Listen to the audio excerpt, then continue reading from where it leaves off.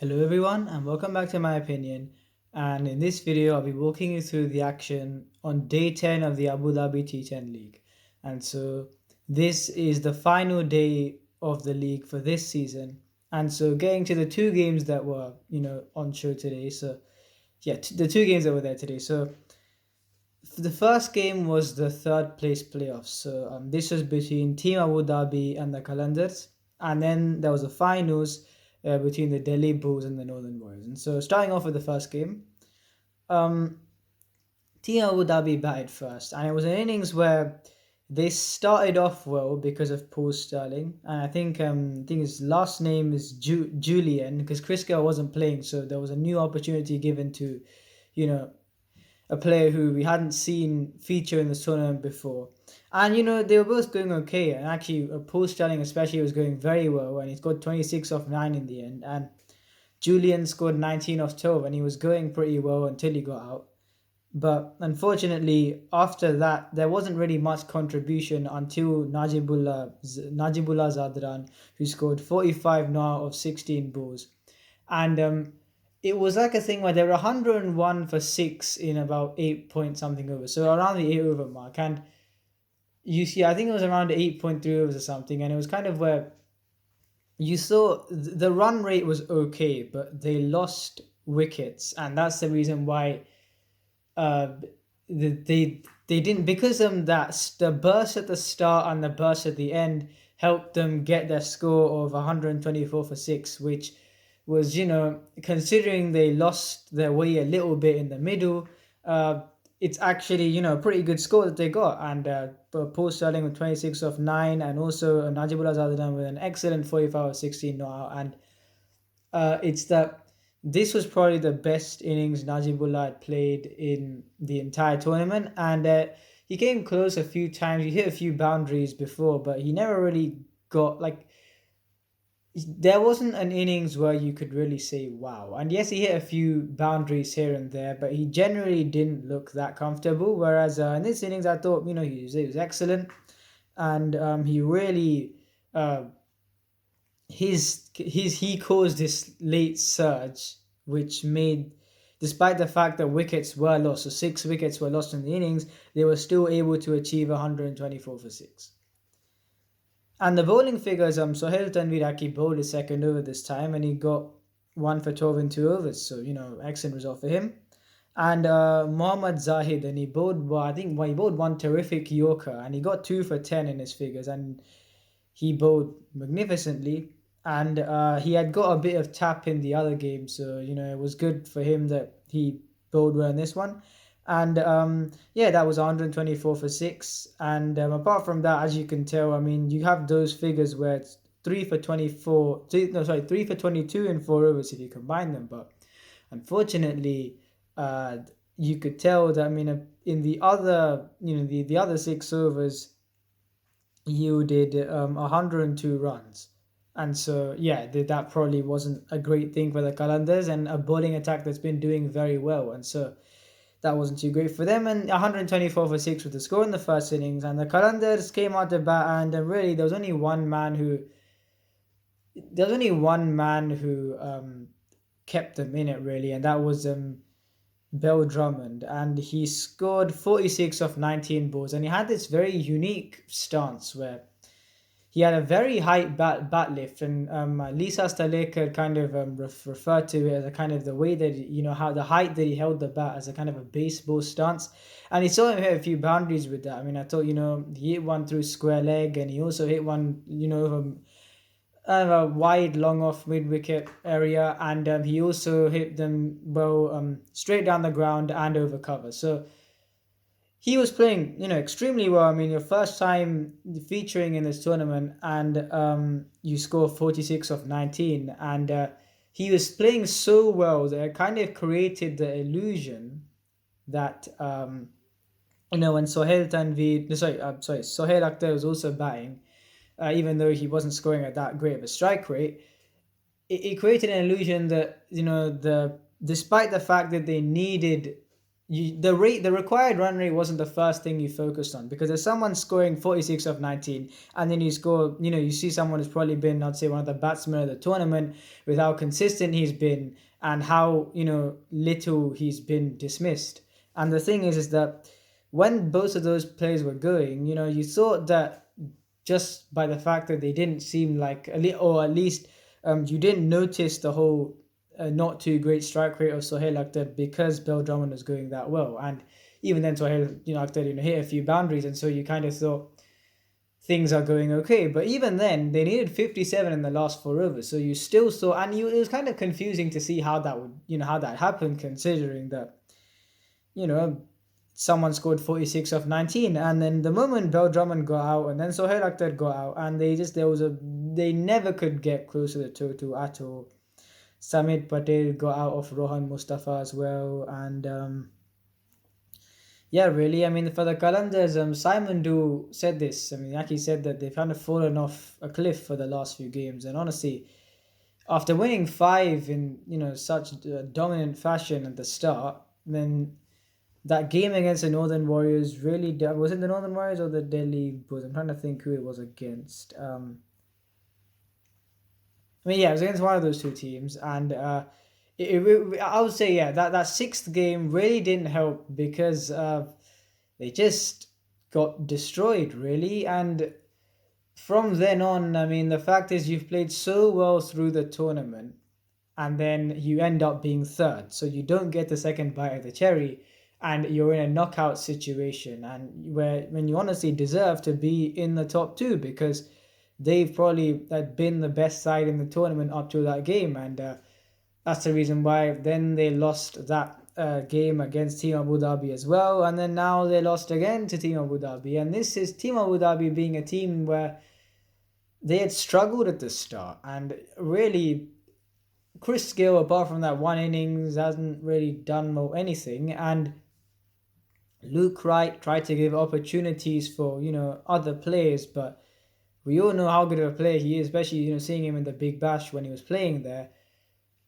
I don't understand why he couldn't just bat higher up the order. I mean, it just didn't really make sense to me. Yes, there were players like Joe Clark who were doing well, but I honestly thought that when you have someone like Luke Wright in your team, he should bat in I would say number 3, but he didn't, and that's the reason why he didn't really have. He sometimes scored like a few 20s here and there, but he really didn't have this tournament where he would say he scored a lot of runs, because he never really gave himself the opportunity to do so.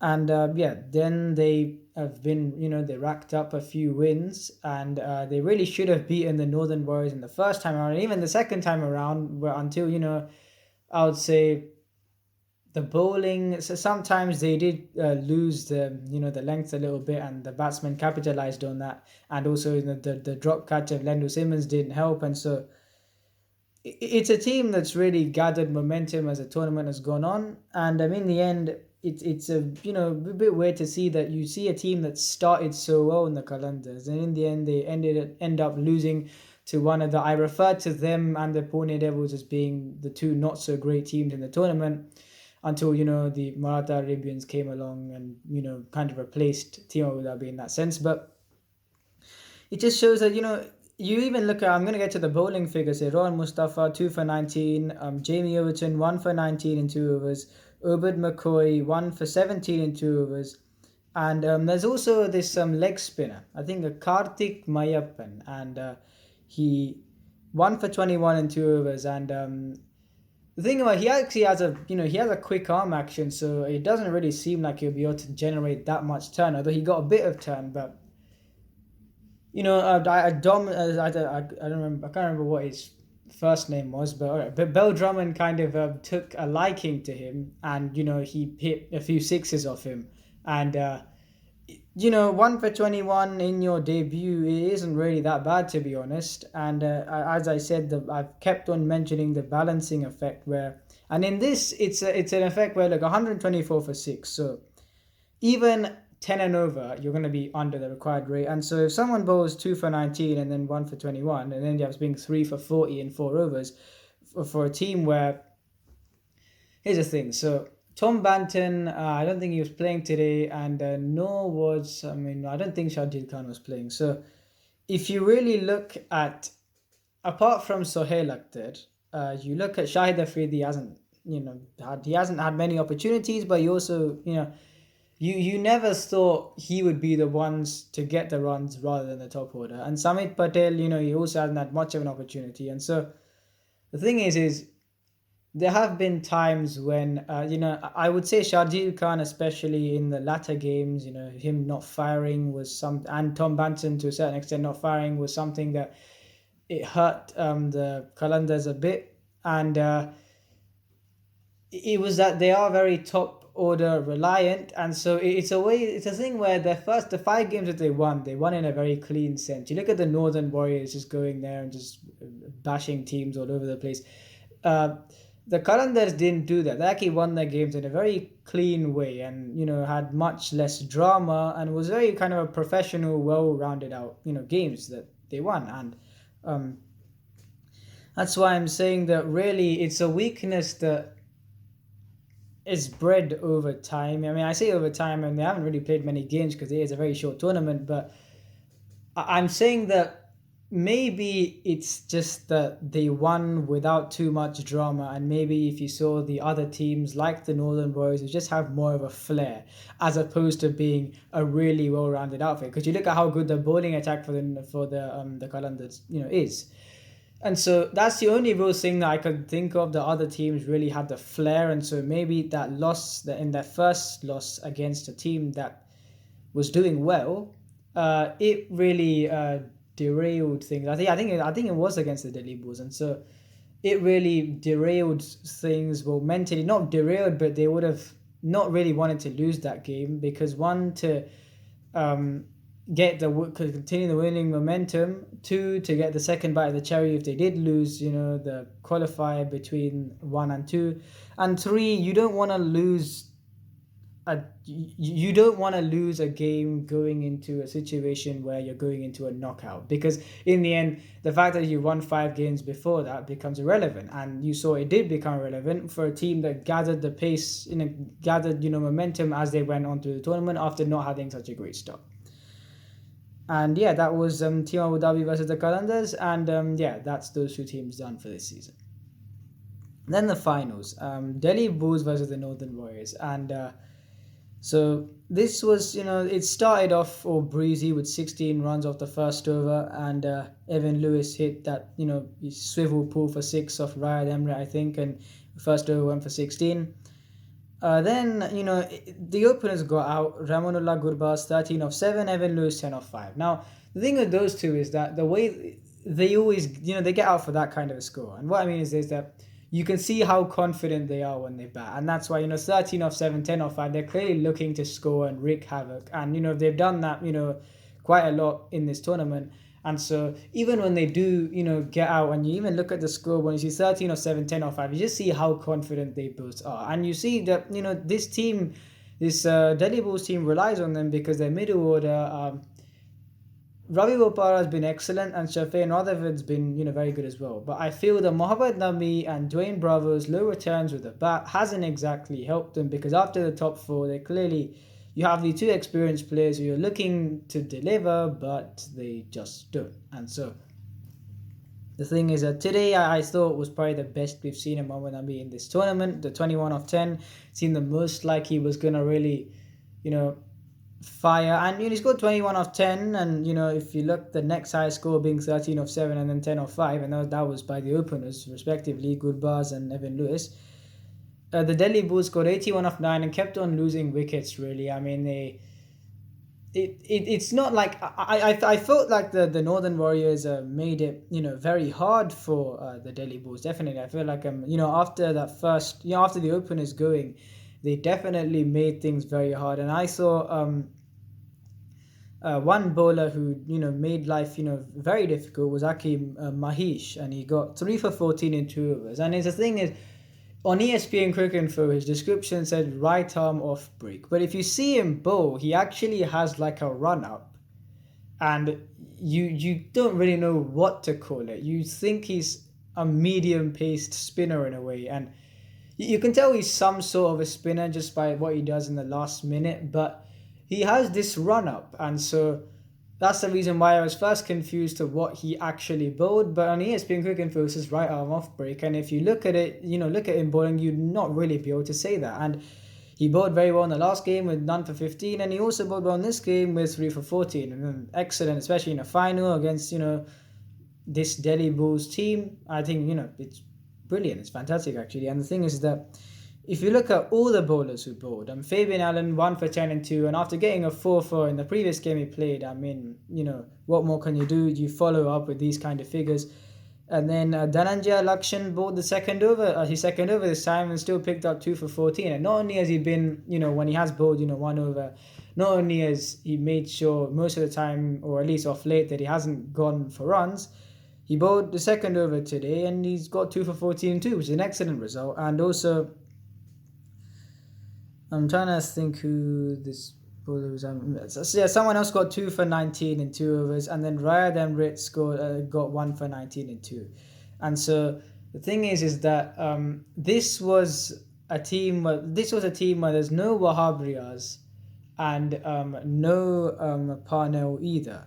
Oh yes, I think the other bowler was Junaid Siddiq, and so he's actually had a season. He's picked up his fair share of wickets this tournament. He picked up a 4 in the previous day against the Delhi Bulls, even though they lost that game. And in this game, he picked up 2 for 19 and Riyad Emrit 1 for 19. And the thing is that 19 runs in 2 overs are the most expensive figures in the innings, which shows how well they bowled. And I say the balancing effect. Well, they all bowled well, and so that's why the score was only 81 for 9.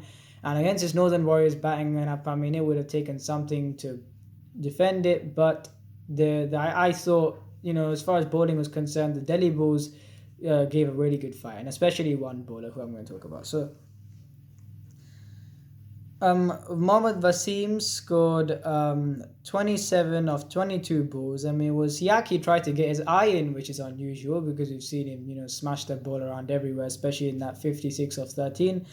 And Nicholas Pooran got out for 12 of 9, which I'll get to, and those are the only 2 wickets to fall. Now, they've got 85 for 2 and 8.2 overs. However, as far as the bowling is concerned, especially at the start, I definitely thought that the Delhi Bulls, they gave everything that they could. And so, in fact, really all the bowlers actually gave everything they could. And so, Waqas Maqsood got none for 14 in 2. But before I get to him, I'm actually going to talk about Fidel Edwards. And really, it was just, he really was, I thought, was outstanding. And there's one over that he bowled, and this was his first over.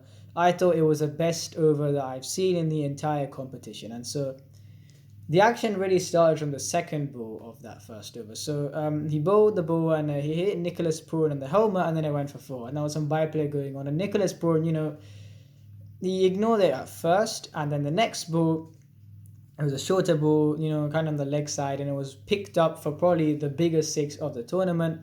And, a few words were exchanged. And then Nicholas Pooran kind of remained quiet apart from that, he didn't really say much, to be fair, Nicholas Pooran. But I'm saying that then the next ball, and the next 2 balls, Nicholas Pooran got hit on the arm, and it was 2 excellent short balls from Fidel Edwards, who bowls, very fast. And today is his 39th birthday, a very happy birthday to him.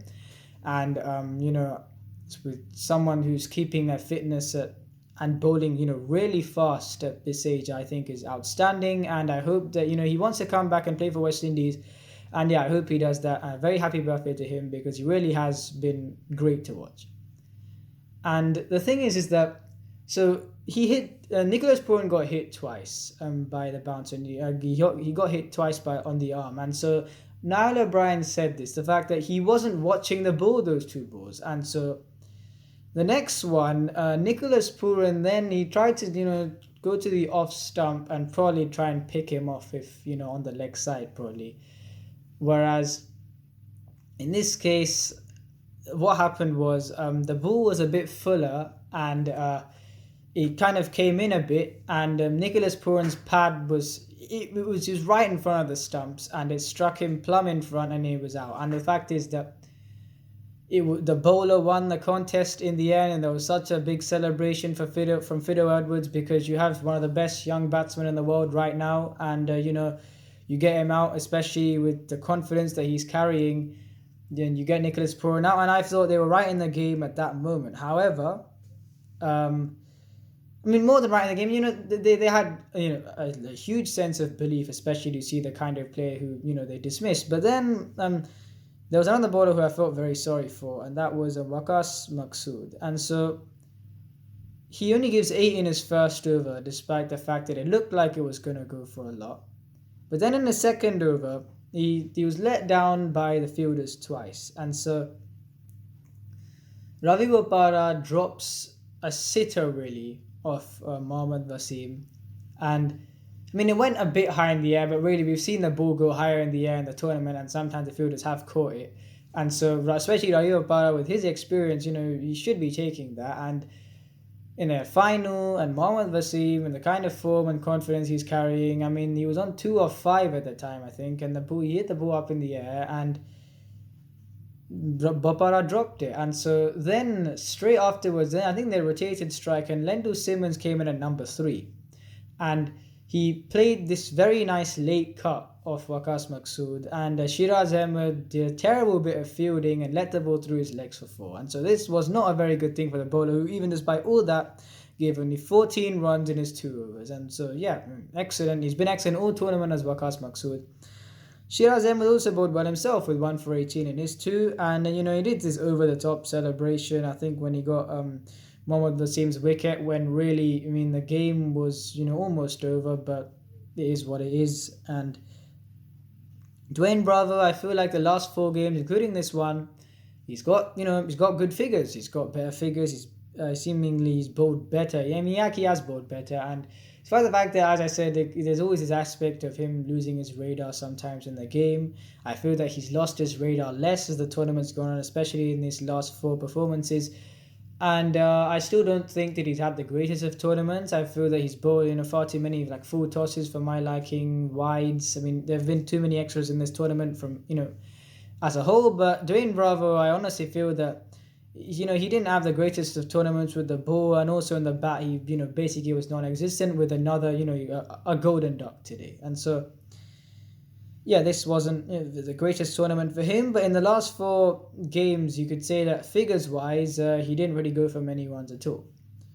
And then everything, all those bowlers had good economy rates, and Naeem Young kind of came at the end, and Dwayne Bravo tried to put his best 4 bowlers up front, and the fact is that Naeem Young, he came in at the end when the opposition, victory was in sight. And I mean, it wasn't great that he bowled 5 wides, and he gave 13 runs in 0.2 balls. And I think Rovman Powell hit the ball for 6 to bring up the victory for the Northern Warriors. And yes, I'm going to say this, and you're hearing this right, the 16 extras didn't help. And when you're defending, when 82 in T10, I mean, that's basically just dire straits. I mean, you have to just do everything to defend that, and then you bowl 16 extras. I mean, it just isn't great. The worst thing to do, really. And if you look at drop catches, as far as drop catches are concerned, so when someone dropped it when they were on 79 for 9, when the Delhi was on 79 for 9 in the first inning, someone dropped a catch and then in one of the square boundaries, and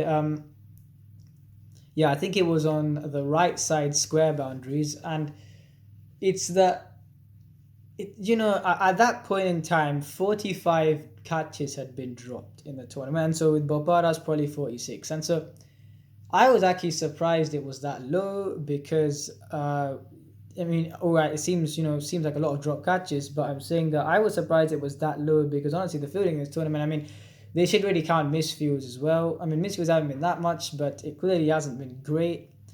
And I mean, it really, especially, I mean, there's actually the Rohan Mustafa one where he was taking his shirt off, I mean, for some reason, when the ball was actually being bowled, and it was... I mean, look, it was a funny moment to watch, but I'm saying that the fielding in this tournament really hasn't been that great, and also there's been the extras, I mean, really big front foot no balls, 5 wides, some buys, waist high no balls. It really hasn't been. In fact, the first ball of the second innings was, as Danny Morrison termed it, a finger breaker from Waqas Maqsood, and to Mohammad Wasim, played it fairly well. And so that's this T10. And honestly, yeah, the Northern Warriors won. And this, even without Wahab Riaz and Wayne Parnell, to give this kind of performance and, restrict them to 81 for 9 is a terrific effort. And yeah, deserved winners of this year's T10 League.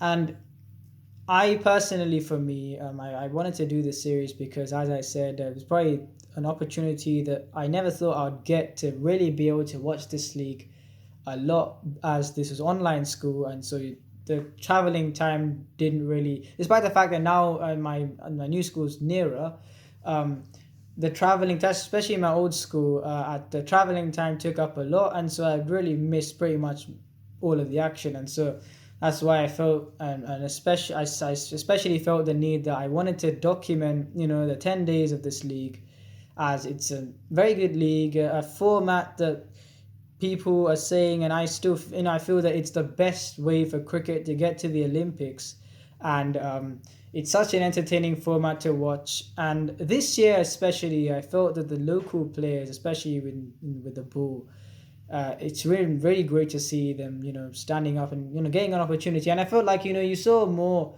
I did watch a few of the other seasons, and I'm saying that I don't think there was this much of an emphasis on local players that there is now. And honestly, if you look at the board, and you saw the things I said in the tournament first, I'm actually very happy that I have been disproved, because I first talked about the whole 14 of 5 thing, and back then when we knew much less about this format, it seemed to be true, and there didn't really seem to be a need for that many big contributions, but the standard of batting and what people believe that they can do in this format, the bar has increased.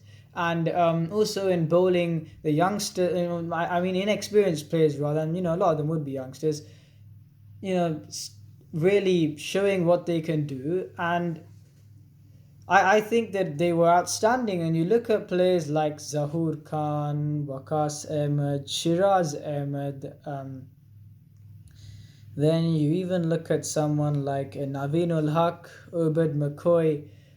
Some of them I listed weren't UAE youngsters, but I'm saying that really they've been excellent. You look at Mohammad Wasim is native to Pakistan, but he plays for the. I recently read an article where he's looking to represent Pakistan, and which based on this,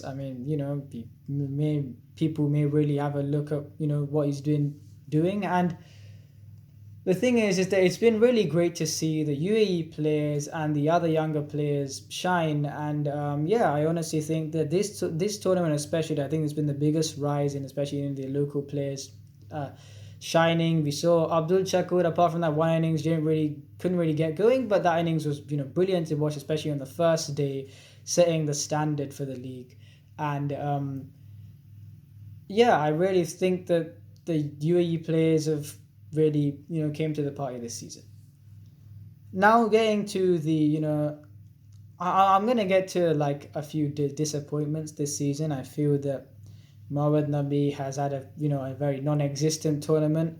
He's 21 of 10 has probably been his best performance in the entire thing, and you see other people score that for fun. And so really there's been nothing. He's not had many opportunities to bat, but he's only bowled 1 over, and even then when he has batted, he hasn't really done that great. And so he's not had a great time of it. And Chris Gill, apart from that, I'm taking no credit away, because these West Indian players, as I said, if you just let them loose at the start, then even if you bowl a good ball, there's a high likelihood it will end up in the stands. But I'm saying that the amount of gifts they bowled, and they just kept on bowling them. And so at 84 of 22, it was a brilliant innings by him, but it was kind of, they really wanted him to get those runs. And so apart from that, all right, he's faced the odd good ball here and there, but I have a theory on this one. And so for this one, for the first one, I honestly didn't, for the fact how the dynamics of the tournament, so the 14 of 5 thing and inexperienced bowlers,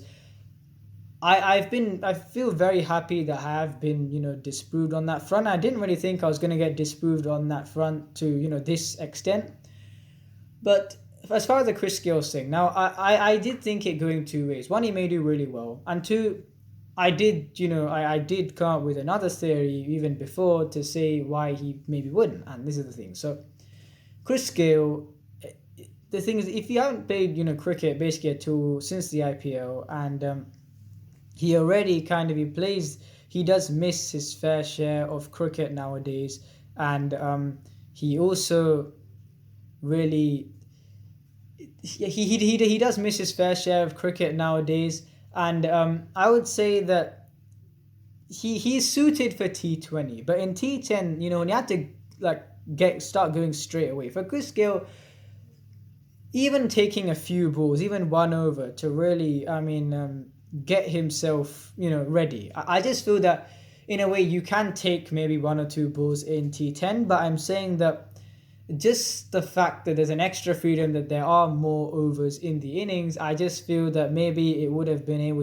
to get more time, especially the fact that if you hadn't played cricket, since the IPL, maybe it would help you just to get into the swing of things, and rather than having to virtually go, from ball one. And so Chris Gale, he's not someone who goes from ball one. I mean, he sometimes, does it, but generally, even then, he takes a bit of time, a few balls to get in, and then starts hitting. And so I don't think he's someone who likes to be rushed, even though he smashes the ball around. He's not someone who likes to be rushed in the process of doing so. And so that's why I'm saying this format rather, it would have been very interesting to see how someone who hadn't played cricket since the IPL, and especially is 41 years old, gets. I mean, age it's still with what he does even at his age. I mean, I wouldn't have been surprised even if he did do really well in this league. But I'm saying that could be another factor, that maybe he just would like a bit more time. So for example, like what you'd get in a T20 game rather than in a T10 game. And the thing is that the one innings that he did play really well in, he got gifts to hit, and so which West Indian batsman wouldn't make the most of those? And so that's a reason why I don't feel like this really, in a way that I saw it going both ways, and I had reasons for both of them. And so yeah, it doesn't really tarnish whatever he's done. I mean, I say tarnish because it really doesn't do that. In fact, let's be honest, people have bad runs, and at this point in time, we like Chris Gale walking onto the field and even hitting a few sixes. So, and we've seen the IPL against arguably better bowlers, he does more than that. And so he actually plays these big innings and when he has time, and that's the reason why I'm saying that there is that time factor involved, where maybe T20s doesn't really rush him that much, whereas T10 rushes him that little bit more, so that he may not be able to fully set himself to get big scores. Then trying to think who else has not been that great, and there have been players. For me, Mohammad Shahzad, he just played these. The thing is, he hasn't even scored at that high of a strike rate to play a breezy knock. Like 27 off 17. I mean, it's a good strike rate for T20s, but then if you play that and then get out, it isn't really helping your team. And so even though he has played a fair share of good shots, he hasn't really had the greatest of seasons. Then Dwayne Bravo, and also he just, even the bowling, a lot of the time he missed his lengths and he wasn't really that great. And coming to the people who impressed in this tournament, quite a few people. Tom Kohler-Cadmore, one of the batsmen of the tournament, Sohail Akhtar, Nicholas Pooran, Joe Clark, I thought, he was very good. I mean, he kind of tapered off towards the end, but, especially in that 50 not out of 24, he scored 29 off 9 as well. He's I thought he was very good, and especially the fact that Abu Dhabi didn't have a great start to the tournament. Joe Clark was kind of a shining light in that batting lineup, as far as, because apart from that, Chris Gale wasn't getting runs at that time either, and so he really stood out in that batting lineup. And so there have been some excellent performers. And the bowlers, as I said, Waqas Maqsood, Shiraz Ahmed, Chris Jordan's been outstanding. Wahab Riyad's also bounced back very well. Wayne Parnell, he's bowled well. I mean, you look at what he's done in the tournament. I mean, he's got 2-3 wicket hauls, and the other ones have been 0 wicket hauls. But I'm saying that he's played pretty well, and I definitely feel like, he deserves his success because he has been very good. I mean, if you look at his figures in the other games, yes, he has the odd 0 for 16 here and there, but you wouldn't really think if he's had that great of a tournament. I mean, he has had a good tournament because they're not bad figures in T10, but you'd have to see him bowl to see how good of a tournament he's had. So yeah, I feel like he's been very good. And yeah, there've been quite a lot of players. Some players who haven't featured at all, and other players who've had very good tournaments. And that's this season's T10. It's been great fun to talk about, great fun to watch. And I hope that this format can, push on and other places can start something. But the UAE will always be the birthplace of this format, and a place where this bridge was built to, the scaffolding to really take this format, further and maybe even into the Olympics. If you enjoyed this video, please like and subscribe, and please share this video with your friends. And remember, this is my opinion. What's yours?